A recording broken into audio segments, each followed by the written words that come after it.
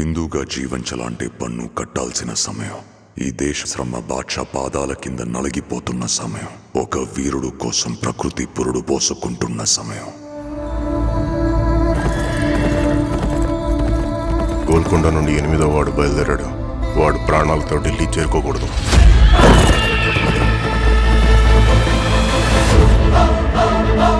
ఇది నేను రాసే చరిత్ర.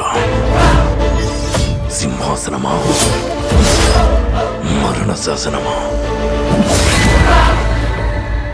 ఈ భూమి మీద ఉన్నది ఒక్కటే కోహినూర్. దాన్ని కొట్టి తీసుకురావడానికి తిరుగులేని రామబాణం కావాలి.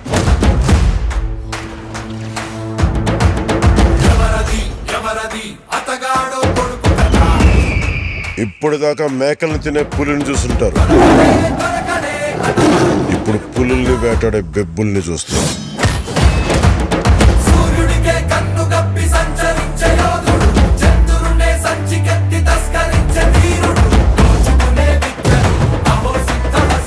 సర్దుకోలేకపోతున్నాను, సాయం చేస్తావా?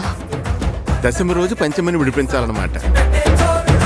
నేను రావాలని చాలా మంది ఆ దేవుడికి దండం పెట్టుకుంటా ఉంటారు, కానీ నేను రాకూడదని మీరు చూస్తున్నారు. వినాలి, వీరములు చెప్పింది వినాలి.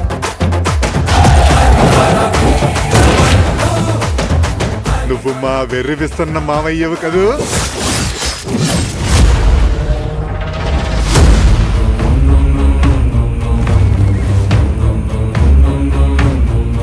హిందూ దేశం మీద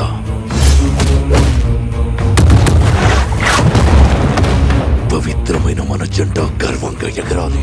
ప్రకృతికి ఇంకో ధర్మం ఉంది ఔరంగజేబ్.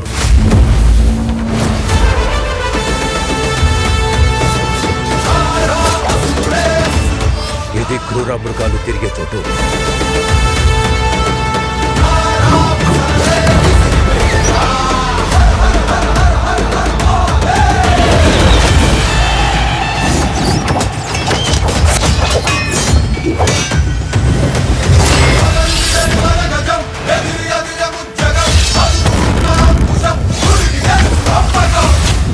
ఆంది వచ్చేసింది.